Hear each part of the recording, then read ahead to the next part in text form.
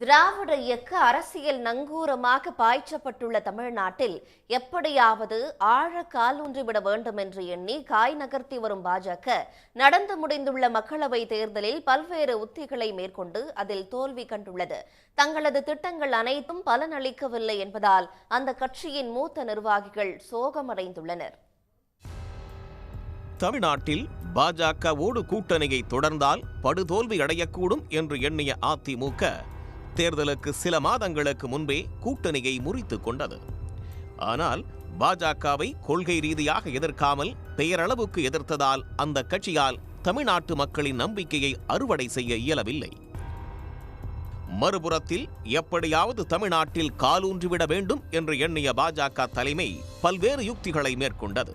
அதிமுக தலைமையை பின்னுக்கு தள்ளி நாள்தோறும் ஊடக வெளிச்சத்தை தன் மீது பாய்ச்சிக் கொண்ட பாஜக வேட்பாளர்கள் தேர்வில் பல அதிரடி மாற்றங்களை செய்தது. தமிழ்நாடு பாஜக தலைவர் அண்ணாமலை சுற்றுப்பயணம் மேற்கொண்டார். தனது சுற்றுப்பயணத்தின் போது கூடிய கூட்டத்தால் உற்சாகமடைந்த அண்ணாமலை பாஜக 25% வாக்குகளை பெறும் என்றும் தனது வார்த்தையை குறித்து வைத்துக் கொள்ளுமாறும் சூளுரைத்தார். அதைத் தொடர்ந்து பலமுறை தமிழ்நாட்டிற்கு வந்த பிரதமர் மோடி எம்ஜிஆர் ஜெயலலிதாவை புகழ்ந்து பேசியது வியப்பை ஏற்படுத்தியது. பாதுகாப்புத்துறை அமைச்சர் ராஜ்நாத் சிங், பாஜக தேசிய தலைவர் ஜே.பி. நட்டா தலைமையில் வாகன பேரணிகள் நடத்தப்பட்டன. ஆனால் இவை எதுவும் பலன் தராமல் போனதால் அண்ணாமலை பேசிய பேச்சுக்களை சமூக வலைதளங்களில் நெட்டிசன்கள் பதிவிட்டு கேள்வி எழுப்பி வருகின்றனர். தமிழர்களை உங்கள் வாழ்நாளில் நீங்கள் ஆளவே முடியாது என்று நாடாளுமன்றத்தில் ஆவேசமாக பேசும் ராகுல் காந்தியின் வீடியோவை இணையதளத்தில் பலரும் வெளியிட்டு வருகின்றனர்.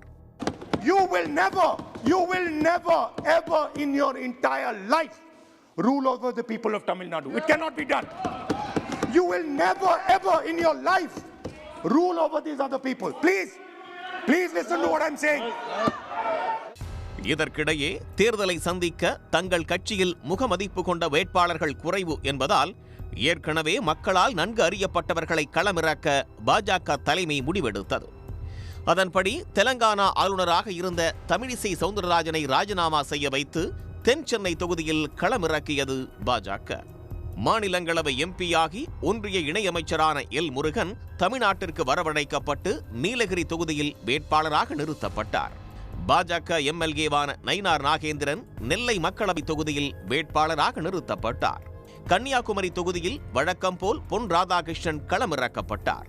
சமக என்ற தனி கட்சியை நடத்தி வந்த நடிகர் சரத்குமாரை கட்சியில் சேர்த்த பாஜக அவரது மனைவி ராதிகா சரத்குமாருக்கு விருதுநகரில் வாய்ப்பளித்தது. பிரச்சாரத்திலும் தமிழ்நாட்டிற்கு அதிக முக்கியத்துவம் கொடுக்கப்பட்டது. பிரதமர் மோடியின் வருகை, கோவை, சென்னை உள்ளிட்ட இடங்களில் பிரதமர் மோடி பங்கேற்ற வாகன பேரணி போன்றவை வாக்காளர்களை ஈர்க்கும் முயற்சியாக பார்க்கப்பட்டன.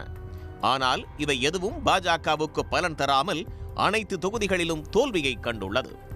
இதன் மூலம் சிந்தனை தெளிவும் பகுத்தறிவும் கொண்ட தமிழ்நாட்டு மக்கள் மீண்டும் ஒருமுறை பாஜகவை நிராகரித்துள்ளனர்.